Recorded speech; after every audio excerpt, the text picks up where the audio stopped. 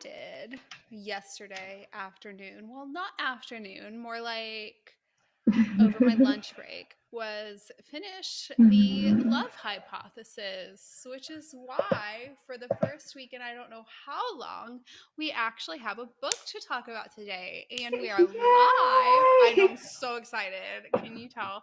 We are live here to chat about Lucifer, the love hypothesis, Marvel's What If, Only Murders in the Building, Supergirl. I've got a long list, but I'm going to be honest, despite the fact that the thumbnail is Lucifer, and I'm very excited to talk about Lucifer since, we had the series finale and I'm all caught up. I will say right off the bat, the thing that I'm most excited to talk about is the love hypothesis. I'm going to assume you are as well. As you should be. Oh, it was so good. Special It's shout out pretty high to up there. I liked everything I had watched today or this week. I have very few complaints, truly very few.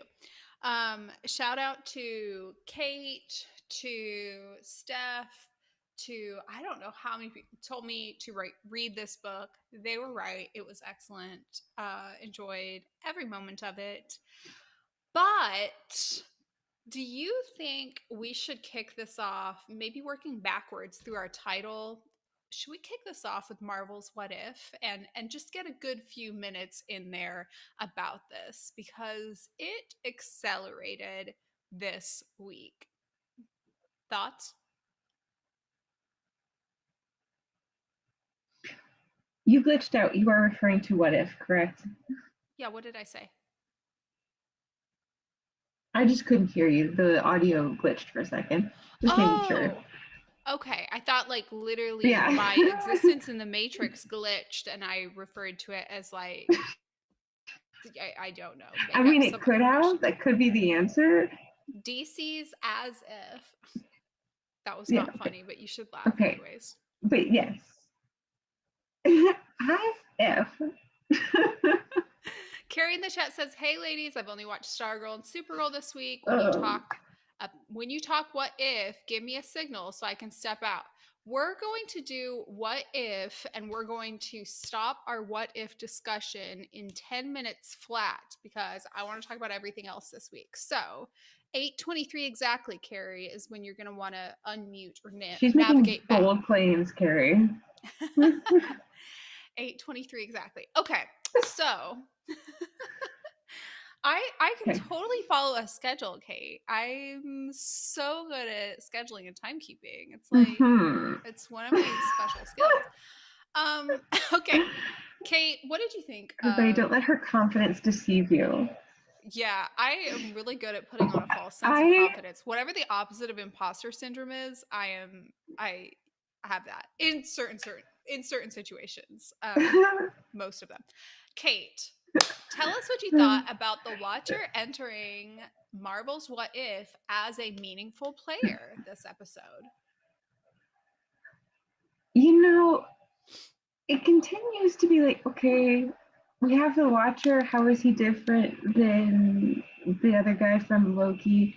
That they kind of have similar vibes. If there's, I don't know exactly what the difference is supposed to be, but I think it's definitely very indicative that the final episode is really going to, first of all, it's going to end on a cliffhanger. Yeah. If the original plan was supposed to be 10 episodes and now there's 9 episodes, I mean, easy deduction for that. Right. But a given. But I think it'll probably involve the corrupted, broken version of Doctor Strange that we see at the end that was in the earlier episode.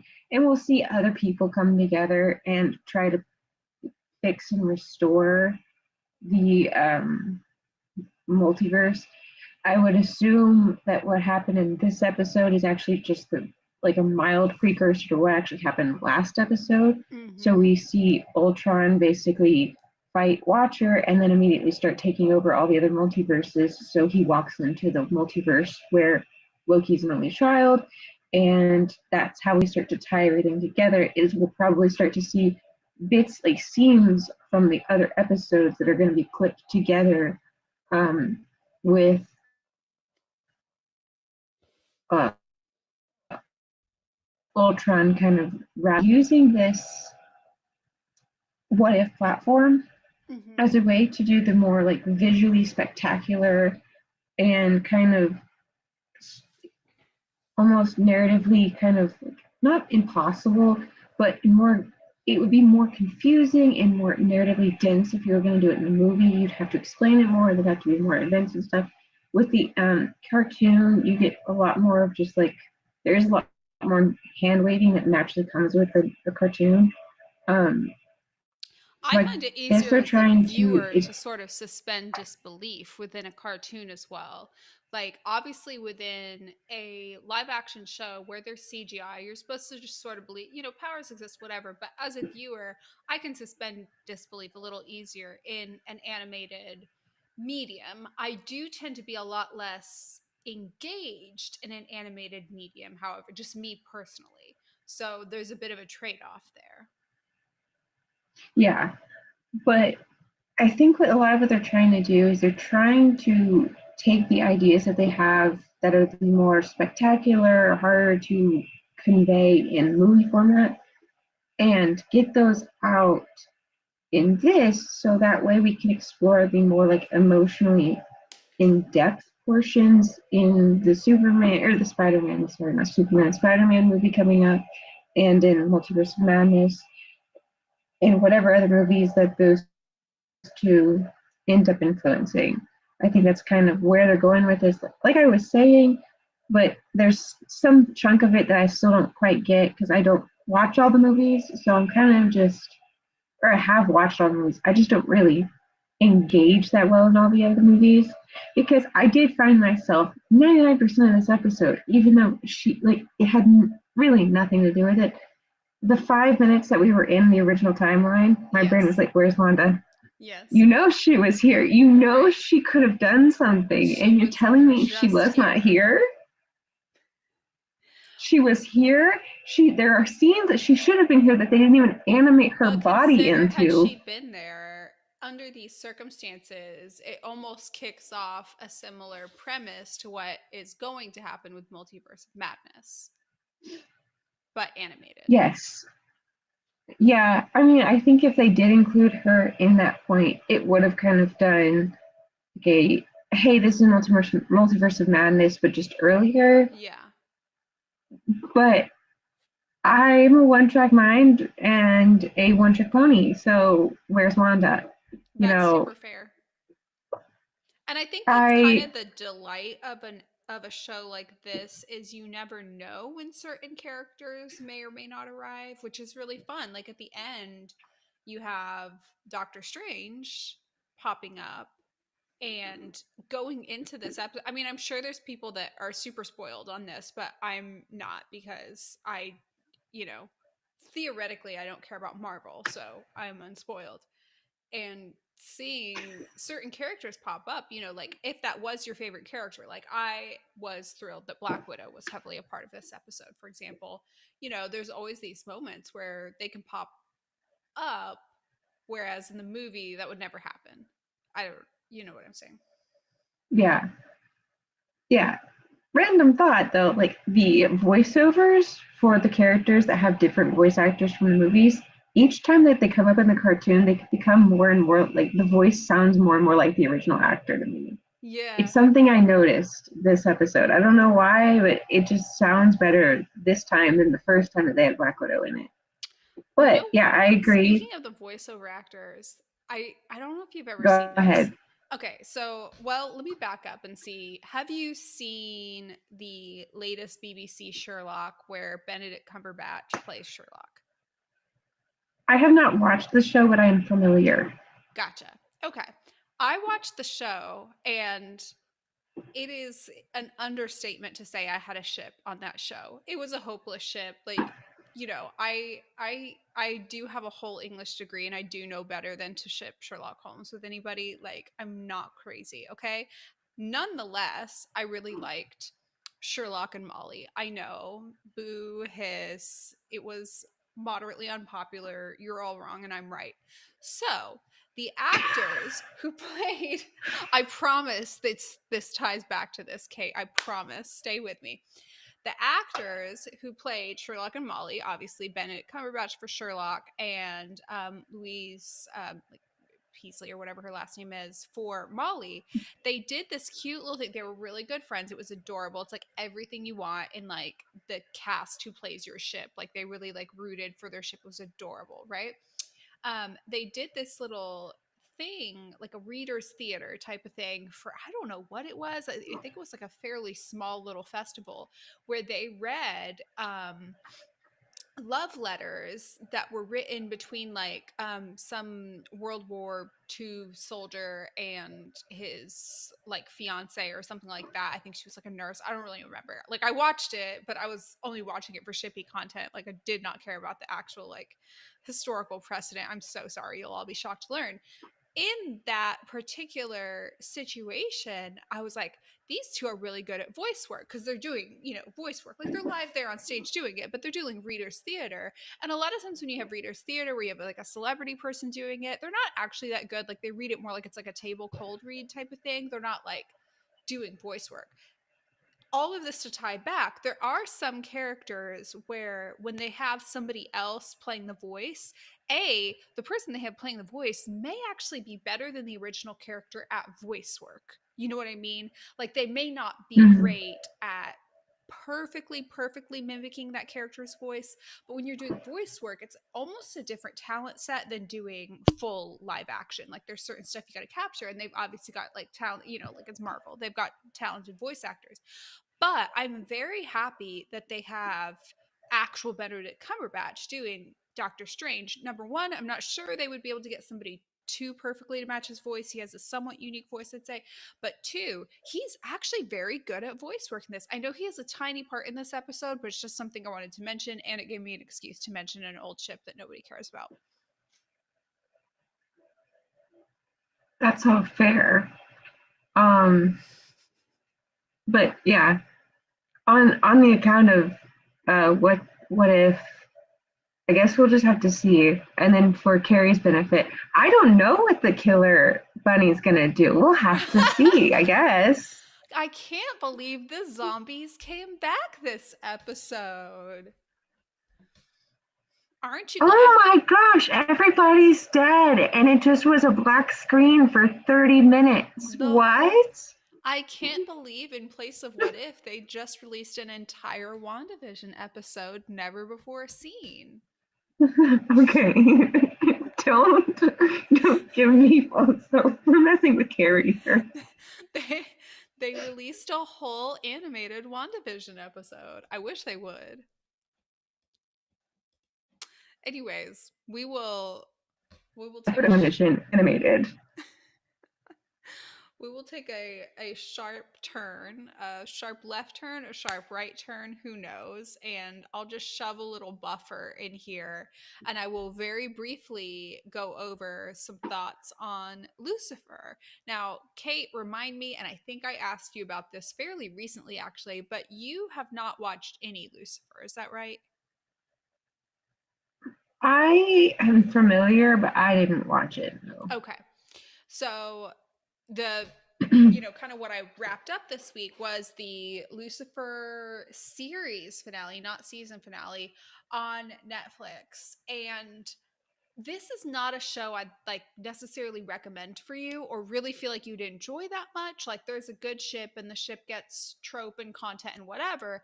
But it's not like this isn't a show necessarily where you'd really have like a lot of fun theorizing or, whatever.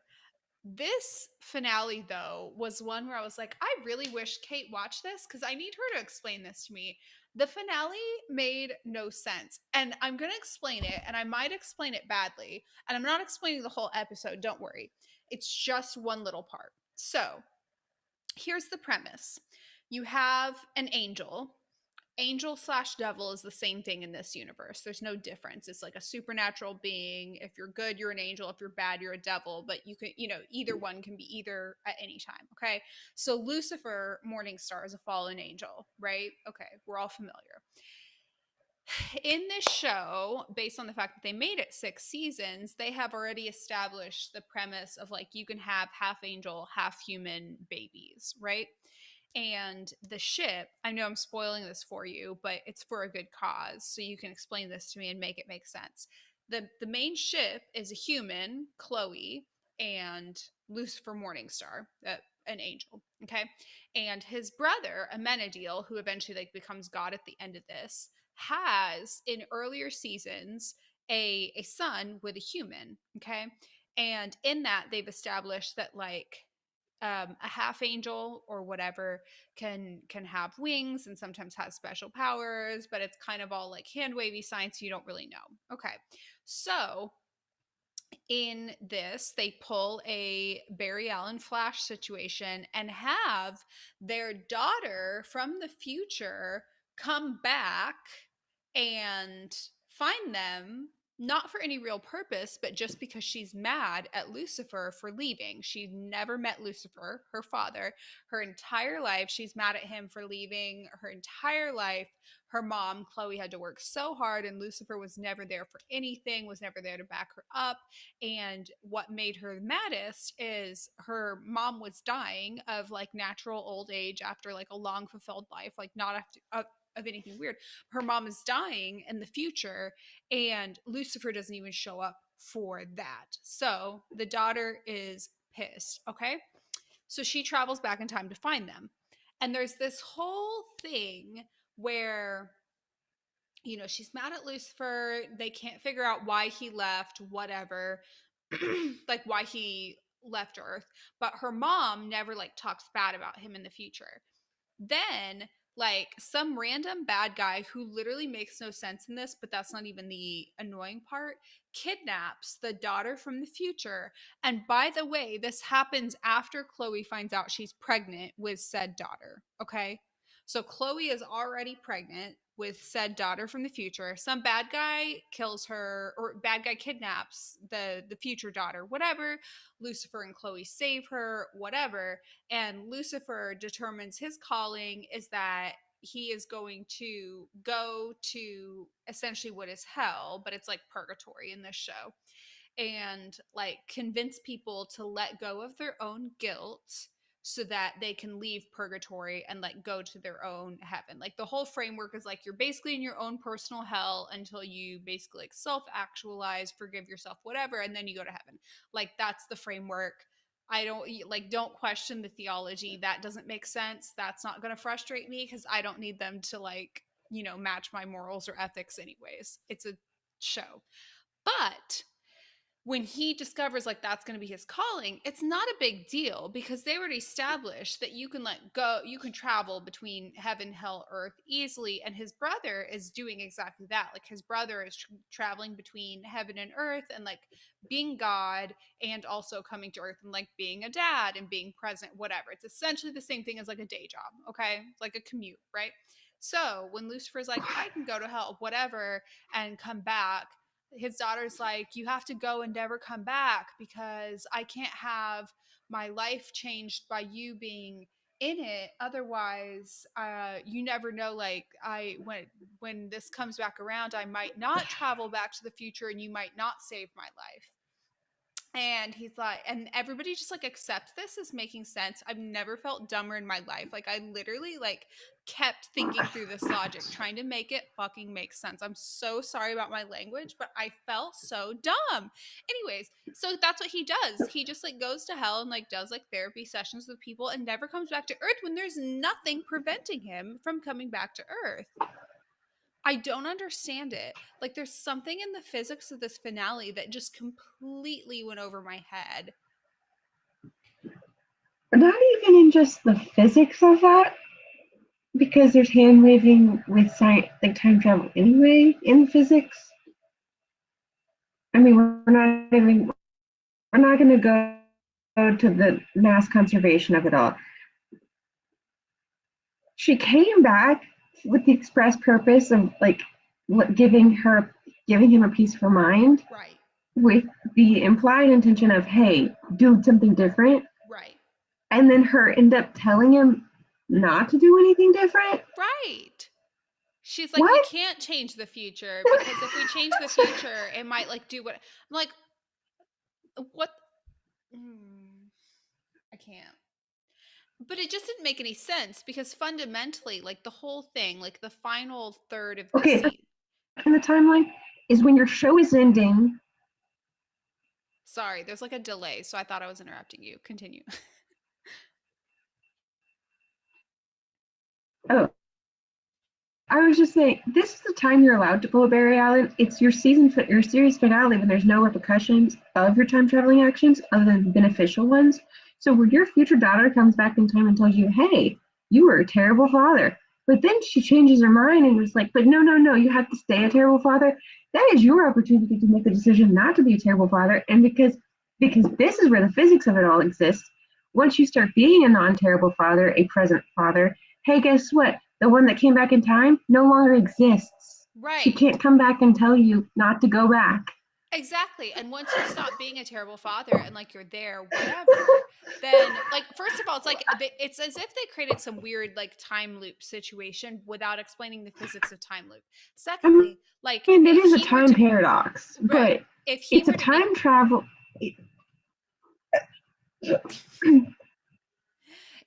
if he were to be present in her life while she's it's a growing up, paradox, but at least like do it.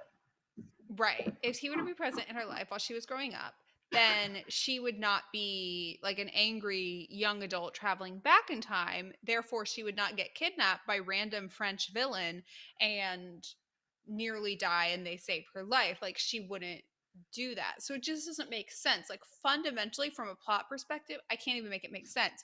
It's not even a matter of like I'm questioning their decisions and like, oh, they did this, but it's smarter to do that. It's like I literally don't understand what you guys are saying in any way. I've never felt dumber. My little rabbit in the chat says, "Wow, I'm not up to date with Lucifer, but the finale seems very complicated." My Little Rabbit, for all I know, you will watch it and experience a completely different plot line than I did because do not I do not understand it. This isn't even me like complaining about somebody being a villain or time travel or whatever. Like I literally was just like staring at the screen blinking as they're like crying and saying goodbye and I'm like I feel like I missed like a chunk of dialogue. I don't understand. I Okay. mean, to like compare it to Arrow, I've grown to realize I don't terribly love it when they do the time jumps or like shifting. Like if you're gonna start to explore uh, another timeline, another period of time, like the kids' lives, make a new series. And so I liked Mia simply because it was Oliver and Felicity Starr, and I liked Cat McNamara. But to be honest, the idea kind of trampled on some of the things that they really established in season 7 and 6. Mhm. However, at least there was a reason, there was a purpose, things happened, and I was overall satisfied with the like interactions that she got to have with Oliver. This, Right. why was this character necessary? Were they It just doing literally it because they made saw Mia and it's like a similar no crowd, like it's a sense. similar audience? So they're like, hey, they'll like this too. It literally made no sense, like at all. And there's, by the way, a whole other daughter that Chloe has that's like not featured in this season. And it's like really weird because she's like very present in all of the other seasons. And she's only in like a couple episodes this season. Like they did the most to work around this and get Lucifer and Chloe's daughter. And it was like cute, like she's fun, whatever, but they built up this whole mystery. And when it came to the point of explaining the mystery and why he quote unquote had to disappear, I straight up don't get it. Like logically does not add up. I need somebody to explain it to me like I'm stupid. Like I don't. Anyways, speaking of smart things, we should transition to talk about something less frustrating and actually wildly appealing and wonderful, and not a single page was bad or wrong in any way. Except for I did fall asleep in the middle of the sex scene, if I'm being completely honest. I wish that were a That's joke. fair. I literally fell asleep while trying to read the sex chapter. But the rest of the book was fabulous. And I'm sure if you enjoy sexual content, you won't fall asleep in the middle of the sex scene. We read The Love Hypothesis this week. Kate, this was so good. This was so good. And you finished reading it before me, and I don't know how you were like not screaming in my inbox for me to finish it. This was a lovely book. So, what would you rate it, and what are your high points for this? It's like a 4.5 out of 5 for Hmm. what it is. It's pretty high up there. I mean, it's not it's not groundbreaking literature, I'm sorry to say, but it is fantastic romance. And it's like a really good high quality rom-com, which is saying something honestly. Um and half the time I was just in awe of the audacity, the pure The sheer confidence unbridled that this woman audacity of this book. I it's just wonderful the because gall. if anybody's unfamiliar with this book, I'll give a brief summary or brief synopsis, if you will. Okay. If you're familiar with the sequel trilogy of Star Wars, yeah, take that. We'll put it in a college PhD setting. So Steph in the Olive, chat said Ray, I she's mean reading it Olive. right now and it's so much fun so far. Do you not feel like you're having the most fun while reading it? Are you not entertained?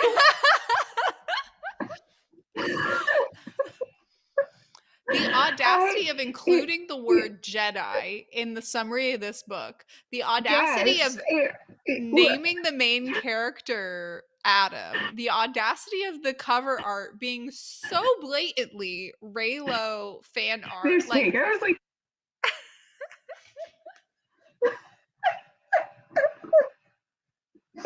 I mean, you look at the cover, it looks exactly like that.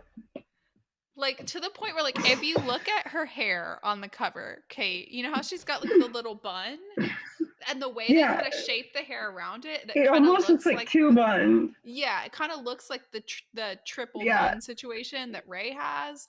They describe him the same. They describe his voice the same.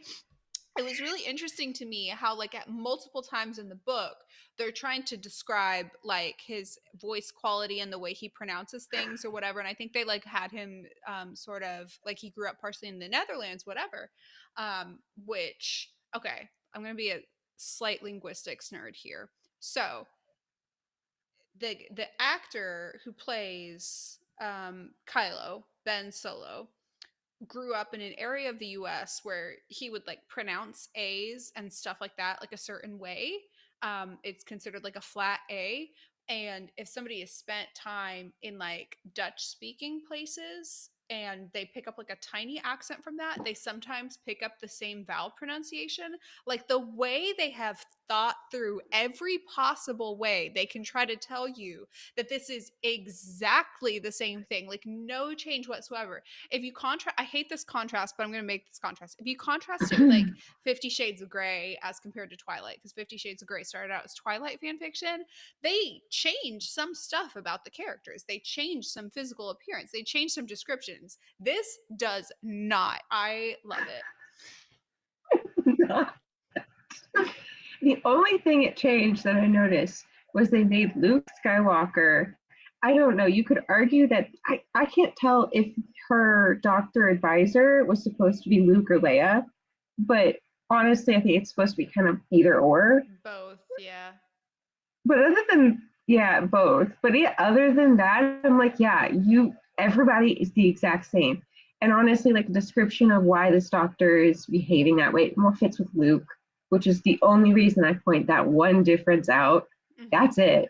Mm-hmm. Um, I mean, her best friend fits Rose's description to a T.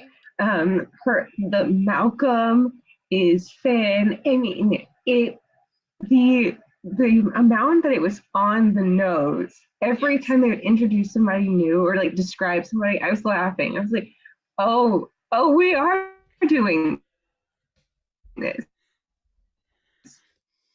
So aside from We're it, still doing this. so It was it was wonderful.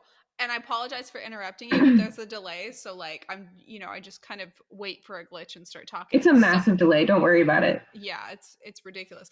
Okay, so the aside from the fact that it's Raylo fan fiction, which I'm gonna enjoy anyways, because like y'all already know, like burn me at the stake. I don't care. I like Raylo. I like Ben and Ray. I also take the stance that I think it's a defensible ship. I would not care if it wasn't a defensible ship. Come fight me IRL. So, aside from the fact that it's that and I enjoy it, as a standalone book, had I never watched or cared about Star Wars, which is close to what I am because I don't care that much about Star Wars, I only like Ray and Ben.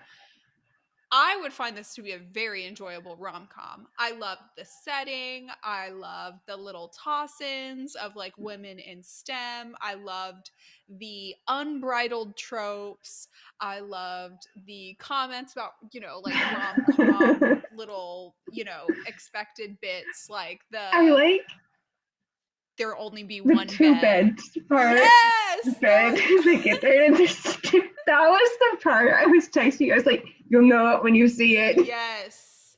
There's only going to be one bed. Haven't you ever watched a movie? Bed. There And will then he's only be one Adam's bed. like, what are you talking about? There's gonna be two beds. I asked for two. There's only gonna be one. And then she's talking to Malcolm. Malcolm's like, there's only gonna be one bed. You Oh, know that, yeah. right? Like naturally. Not. And then she gets there and she's like, oh my god. I thought they That and was great. you could tell that the person who wrote it was like familiar with academia, which like I'm a nerd. When I said I read the whole book, like I read the whole book, acknowledgments and all, because I wanted to see the Star Wars shout outs, right? Okay. So when she's talking about like going to the conferences and like, you do like when you look at like I almost called her Ray, Olive.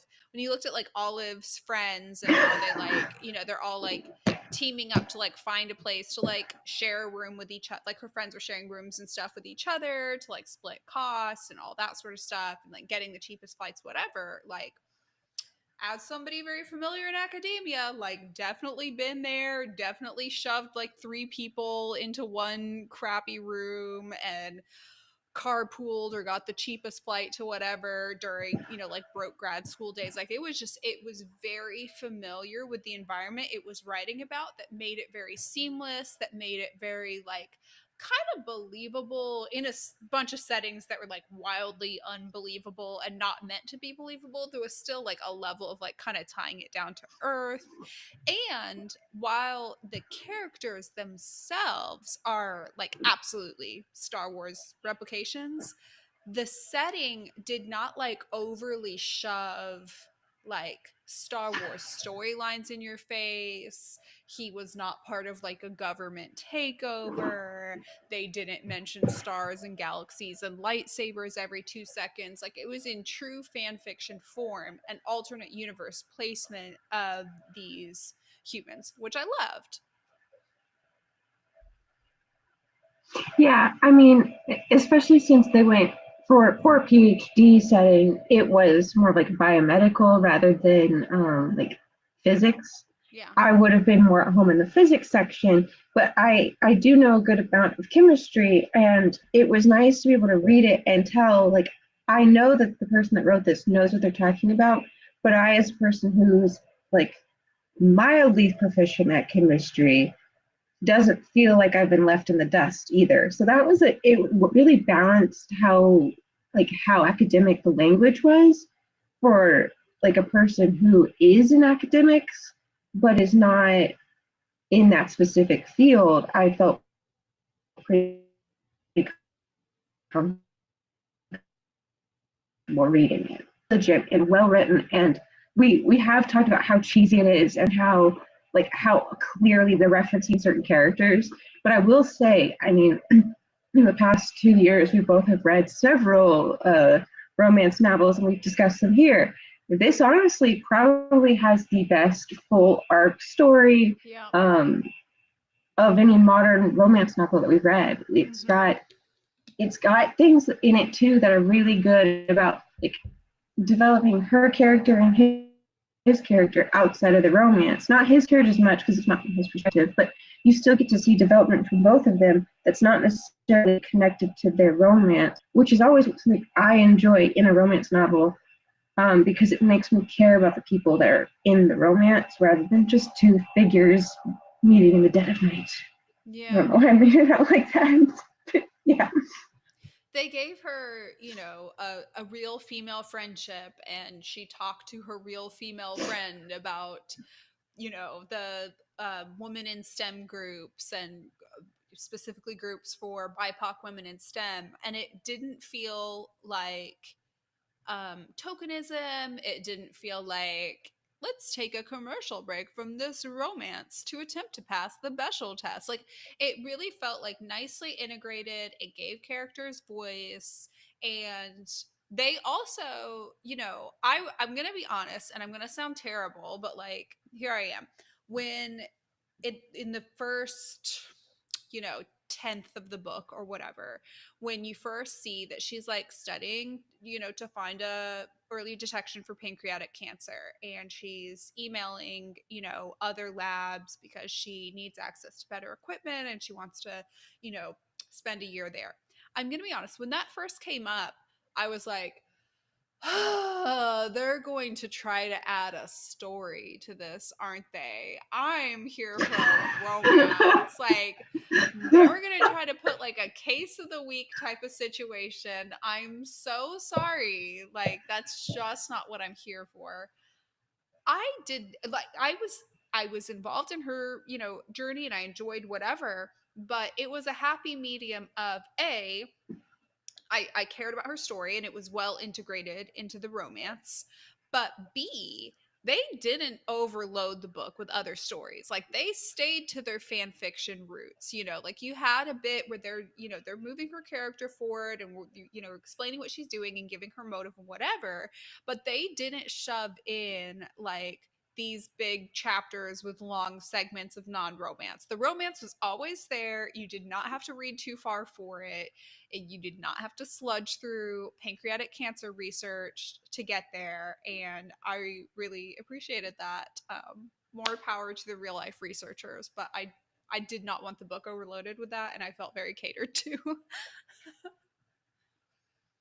Yeah, I think it had, like you said, it had the really good balance because I get frustrated with romance novels that it's just pure romance. There's nothing else like building that up because then it gets monotonous and I don't care about either person. Mm-hmm. But then I will agree a lot of times when you stray from like it's like the more like romance drama novels or just like narrative novels that have romance in them. I like those, but I can see if you came for the romance or if it's like it's definitely like advertised for strong romance, you better be like every chapter better have at least a good amount of hey, this person exists. I am thinking about this person. Even if you don't have a scene with them together, you better have like some amount of it being about them. And it was a good balance of like there were scenes where she didn't mention Adam at all, but then hey, next scene she's like, oh crap, I have to meet with him again. I have to sit in a room with him again. Oh It was so no. cute. So Their it coffee had that dates were good so balance. cute. The miscommunication was so cute and so typical of fan fiction, and I loved Oh it. my god. They had a ton of like Yeah. cringy tropey moments, the sunscreen, the forced The to share a chair thing. him Like, overhearing a conversation, him overhearing a yes, conversation, be like, was that about me? No, that was about somebody it was else. about somebody else. Like, just everything about it. It Ah. very much like honored its fan fiction roots in the best way possible. It kept the enjoyability of fan fiction without turning it into something overly academic or sludged down with something else. Just very, very enjoyable. of a read. And I mentioned that I fell asleep during the sex scene. That was my own fault. I stayed up really late, and that's just not what I'm like. That's not the part that usually when I'm wanting to read a romance. Um, I want them to have their happily ever after and like, do what you love, be all over each other, so cute. But the parts that get me, the parts that I'm there for the most, tend to be like kind of angst and fluff. And within that, like I like high stakes, high risk angst. So undercover, perceived unrequited affection, or um, The hurt comfort we kind of came together for over Fitzsimmons, yes, that is our roots. hurt comfort is really good. Perceived unrequited is also Fitzsimmons. Yes. Just any of those, like I really like. And it's not that I don't want the characters' individual stories and mysteries and this, that, whatever. And it's not that I don't want, them to actually like get together and have their steamy scenes or whatever. But there's just like certain parts that I'm very much there for. And this book definitely had it. Go read it. It's fantastic. We have 9 minutes, Kate, to discuss Only Murders in the Building, which I know you and I were quite excited about this week. And I know we won't have a lot of time to discuss it, but I'm definitely going to hold a lot of time next week to discuss it. But first, what did you think of the unique audio situation for this week's episode of Only Murders in the Building?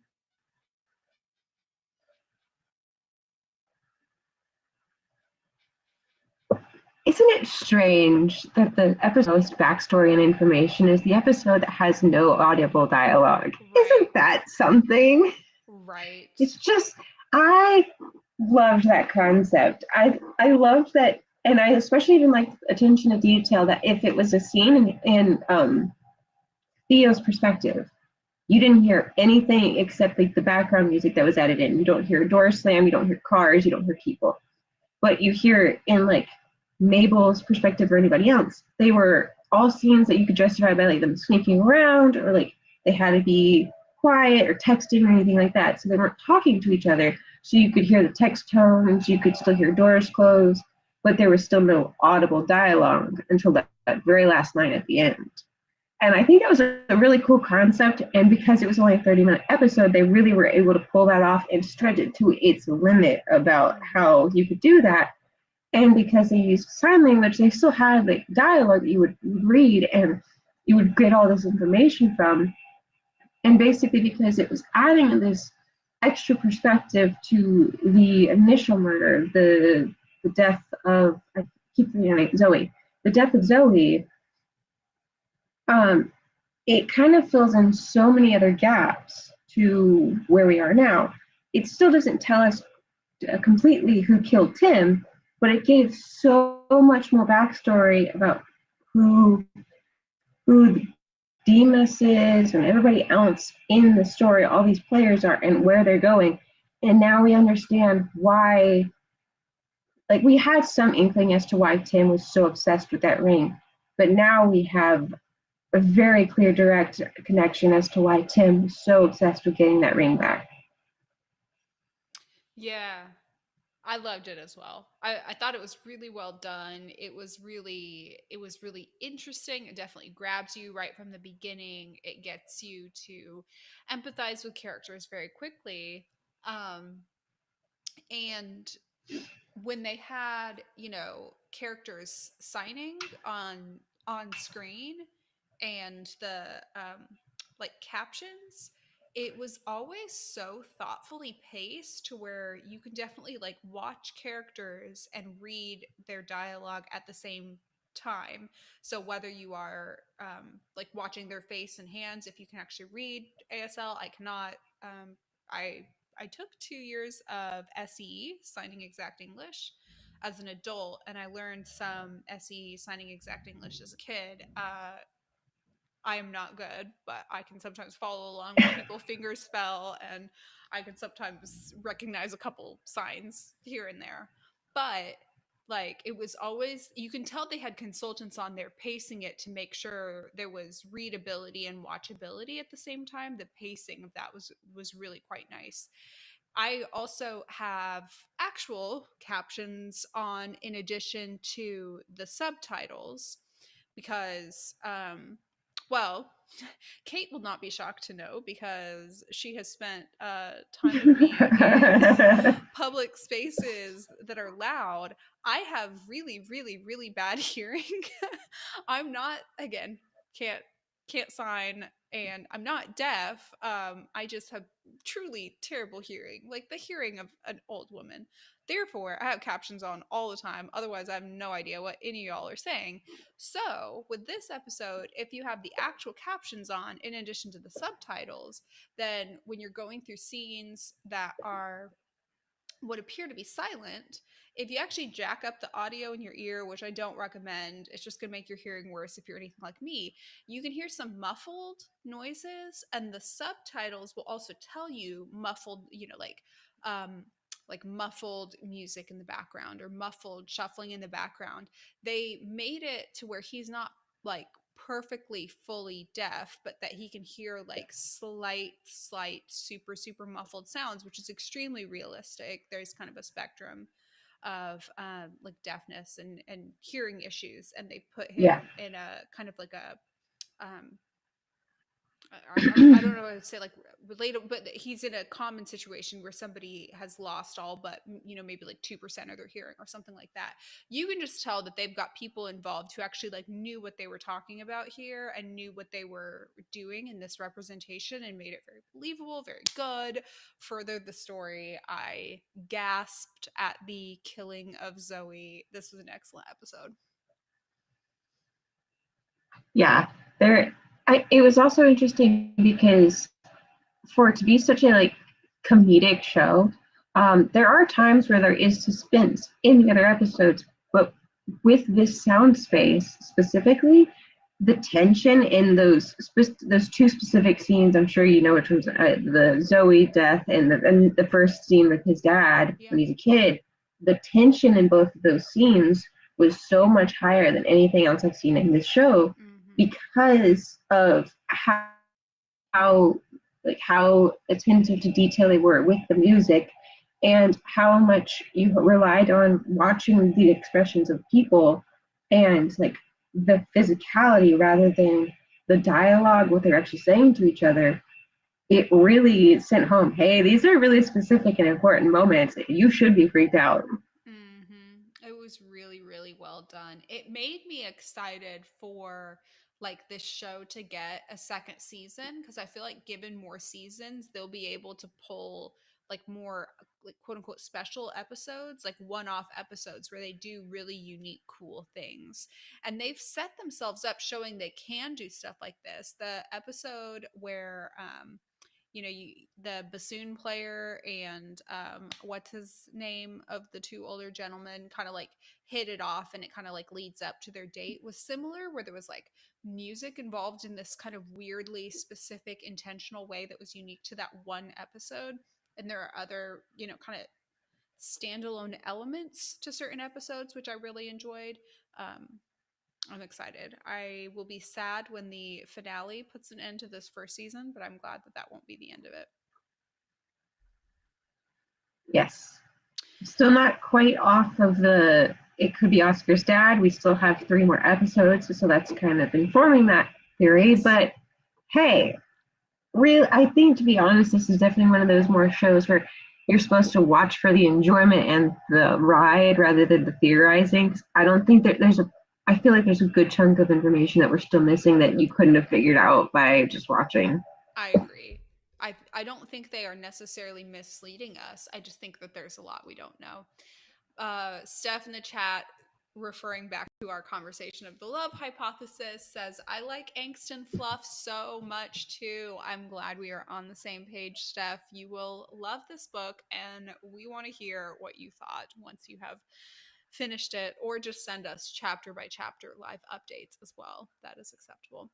We are right at 9 p.m. exactly. So we will close this out. Although I have a lot more to say about Supergirl, Stargirl, and I know so much, as well as But we didn't even do the news. We didn't We do the didn't do news. the news. Kate, will you close us out with the news? I was I'll run so through it real excited to quick. talk about What If. I just charged straight into it. Okay, go ahead. Yeah, I'll run through it real quick. So, Bridgerton behind the scenes photos. If you know any of Cammie and I's opinions about it pre-existing, you probably know what we felt about them. But hey, we're gonna smile and cheer for everybody else. There's a movie called Licorice Pizza. Its trailer came out. This is a self-indulgent mention. I love Haim. I've mentioned it here before, and one of the Haim sisters is starring it, and I'm pretty sure all the other sisters and their parents are in the movie as well. There's a movie on Netflix coming out on Friday called, or I think it's a limited series actually, coming out on Friday called Made. It's a limited series that already seemed really interesting to me. It's based on a memoir called, I think it's just called Made as well, but I'm not positive. It is about a single mother just working her way to like provide for her daughter. Found out I put that on the list, and then like 20 minutes before we got on live, I actually found out that one of the Haim sisters is in charge of composing the soundtrack. So hey, Wow. and then uh, for Stargirl, I'll just mention this. I was on Twitter and I saw that the old Flash, I cannot remember what his name John Wesley Shipp. is John. Okay, so he will be on Stargirl. And about a month or two ago, we watched Mysterious Benedict Society. It is officially renewed for a second season. Yay! Very excited. I Okay, can't believe you that's my let me list. skip the news to jump straight into What If, and I was excited about the news I this was week excited too. I was just there with you with the what if excitement. So don't worry about it. What If was the one that I watched right before this, so I was just like, let's just charge full speed ahead. Okay, I am very excited for Licorice Pizza, and not just because of the soundtrack, but the soundtrack choices for the trailer for it also excellent. Mm-hmm. Yes. Yeah, I'm not a massive Barbara Streisand fan, but I'm interested in seeing what the movie's about. So, Yeah. I think it'll be great. Well, we're over time, but it was worth it. And next week, we will definitely dive in more depth into Stargirl, Supergirl, and some of the other things we've been watching this week. But we had to wrap up the Lucifer situation, and we really needed. It was a need. We had to dive into the love hypothesis. It was mandatory. we had to talk about it. Mandatory reading, if you will. Okay. Well, we will see you all same time, same place next week.